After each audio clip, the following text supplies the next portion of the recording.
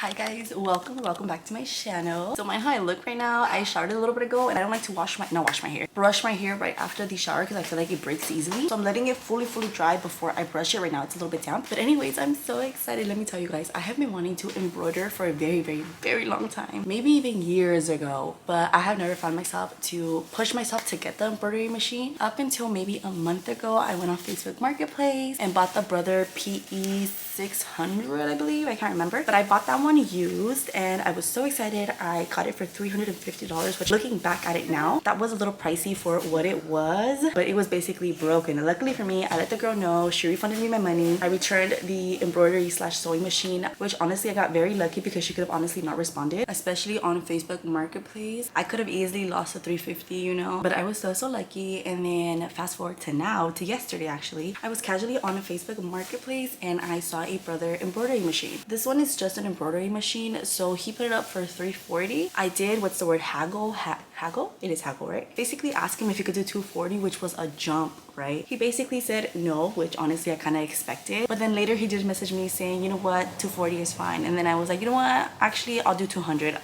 And he said that's fine. So I picked it up ASAP at 9 p.m. yesterday. So shout out to my honey bunches of oats. He did not hesitate. He pulled out the money, said let's go. And a little story time, when we actually pulled up there, he actually had his trunk open and was selling to different people. Like he was selling different things like strollers, different embroidery machines, and there was actually newer embroidery machines, but I did not want to push my luck, so we just grabbed the one we originally were gonna go for. I opened it there to make sure everything was okay because I did not want to get scammed, you know what I mean? It was too good to be true, but in fact it is very much true. So I got that at 9 p.m. yesterday, ordered the thread, extra needles, a stabilizer, and that arrived like 20 minutes ago. And in the morning I actually ended up going thrifting because I'm actually trying to upcycle kids clothes. I love vintage kids clothes, but vintage kids clothes, if you know, it's very expensive. Pieces can go up to $300.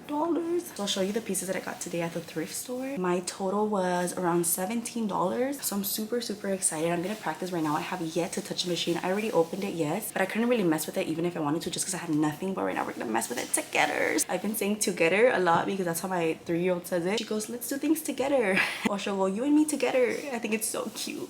I do need to stop though because I don't want to encourage the vocabulary. I do want her to, like, you know, eventually say together, but I just think it's the cutest thing ever. But let me go ahead and show you guys my little unboxing. I technically already did it, but you guys need to see it too. So this is she. We got the PE 570, which is just the embroidery machine. Again, she was $200. I cannot believe I got that deal, but we already opened it. It was brand new, sealed and everything. We're gonna go ahead and do this outside just because it is super hot inside, and right now I don't have like a set place where I'm gonna actually embroider. So right now we're just gonna practice and stuff. I hate how I look with my damp hair. Like, even though I just showered, I feel like I look dusty, musty, crusty. This is she. Again, she has styrofoam and everything, but we kind of already unboxed it for like the 100th time.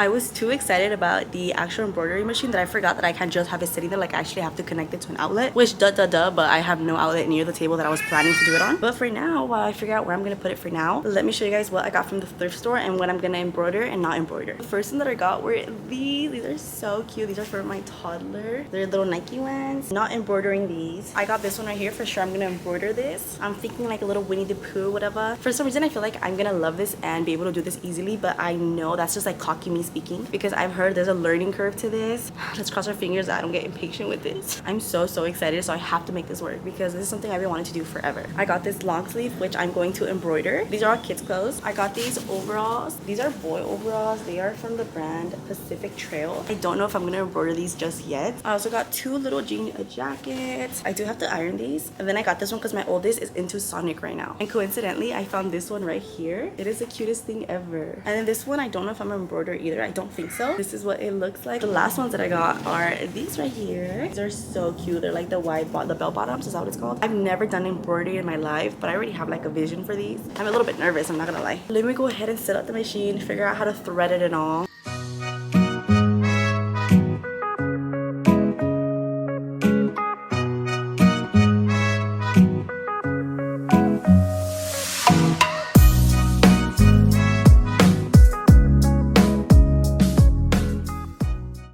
stressed out, guys, a little bit. So of right now, not because of the machine itself, but because of the looping, I don't know what the correct term is. This part right here, it took me forever to get it centered. I still don't even know if it's centered. It looks centered right now, but that took me way too long. If you have any tips and tricks on how to center this properly, please let me know. Right now I'm on the Artspira app, I think that's how you call it, and I'm looking at the free designs on here so I can start doing a design. I'm a little bit nervous, excited for sure. I don't know which one to do from the free ones. I kind of want to do this one right here, but I might want to do something simpler, like a one color type of thing, or I like the idea of this one right here.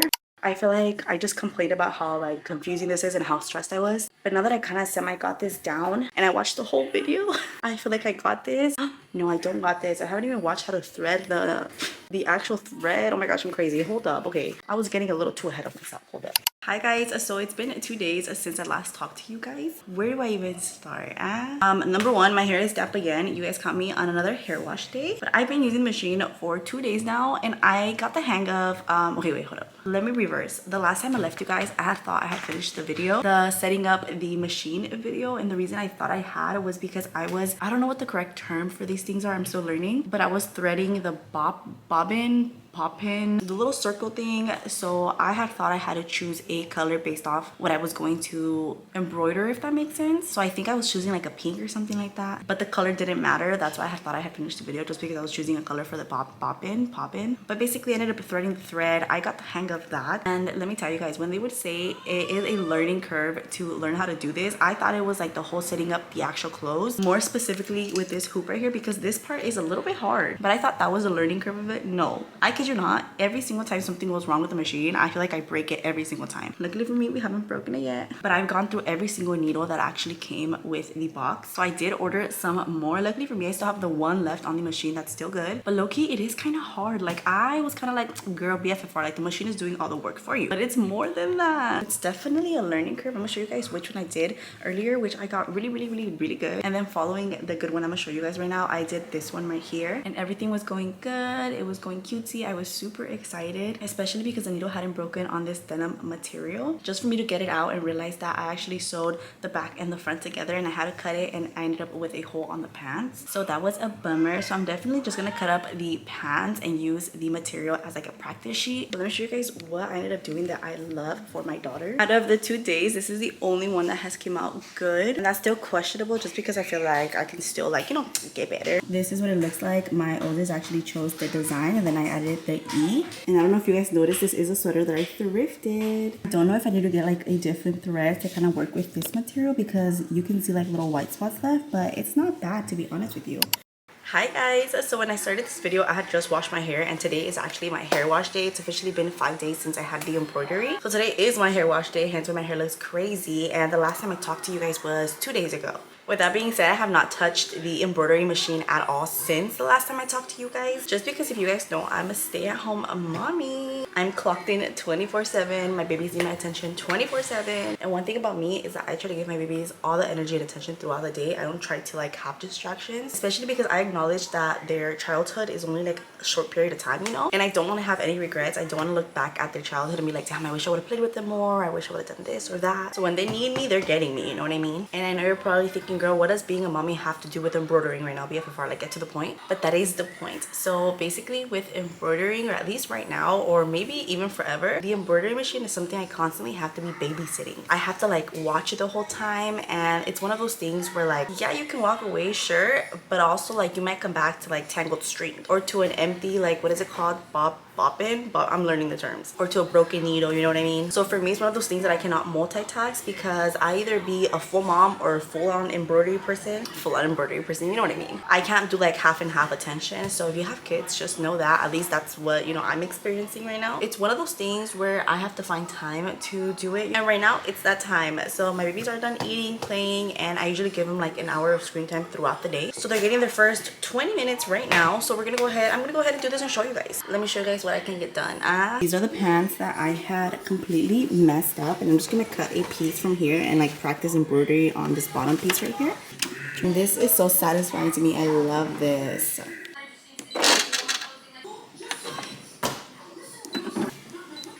I'm gonna check if it's connected to Wi-Fi right now.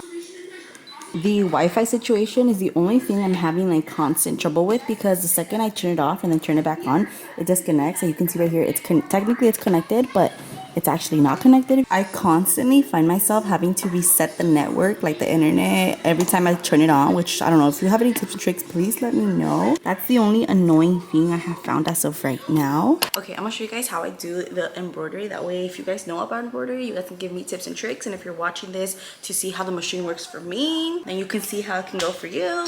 But like I mentioned before, I thought this was gonna be the hardest part about this machine, and it still is hard. Like, I feel like right now, obviously this part was easy because it's just like, you know, to the point. You just put it in there and that's it. But something I will mention that I didn't take into consideration when I got this machine, or when I looked into this machine, was the size of this. And I don't necessarily mean the fact that it's a 4x4 at all. It's the fact that this machine might not be ideal for certain size clothes, more specifically kids' clothes. Again, I've had the machine for 5 days, used it for like 2-3. So this is what I'm picking up right now in this very moment. Okay, correct me if I'm wrong. For example, these pants that are sold are a girl size 10. But before I continue that thought, let me tell you guys, my vision for this, the reason I originally got it was because I wanted to embroider my kids' clothes as like a little hobby, you know, like for fun, for bags, but more specifically for my kids' clothes. So when I embroidered this, it was super easy to actually put in there. You kind of get the vision. Like, I put it in there and then put this part in the embroidery machine, good to go. But in my head, my vision was to kind of embroider the whole thigh area all the way up to like the bottom, and that was going to be very hard to do because when you put this in here, you would have to shrivel this part up right here, which would be too thick for the embroidery machine, or it doesn't go all the way through to the thigh because the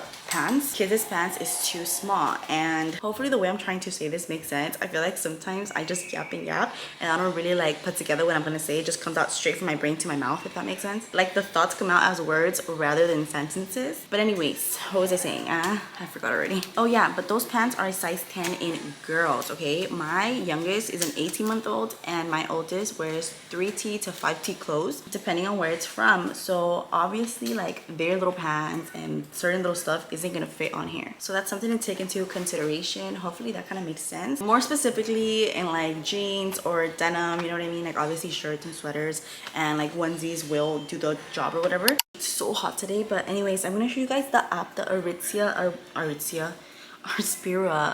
app. I actually do like it for practicing, just because I have not bought any files. I can see how people don't like this app because it's kind of limited unless you have like the full version. But even then, I've heard bad things about this. But I mean, for practicing, for trying to figure out the machine, it does the job. I'm gonna put it somewhere on the screen here. This is what the app looks like. Right now I have been trying the free embroidery designs, and they have so many cute ones. But I do end up searching for some instead. Like today I want to do a tomato, and then I do have it filtered, I think, or no, I don't. Basically, those little crowns right there, like for example, I don't know if you can see the little crown on this one on the left corner.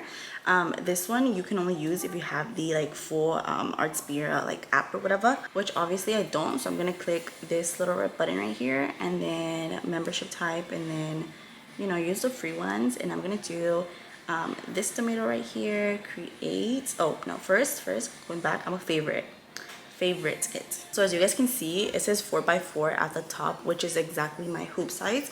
But I have been doing the 5x7 consciously, and I say consciously because you can easily mess this up. In the beginning, I thought you could only do like one design and that was it. But what I have found is that you can actually do like different designs, and this is why I clicked favorite on the little image, because you can literally pull it up again and add another one, which I did not know. Just a little fun fact, which is good to know, you know what I mean? These are kind of things that I'm like learning right now as I go. Again, day 5.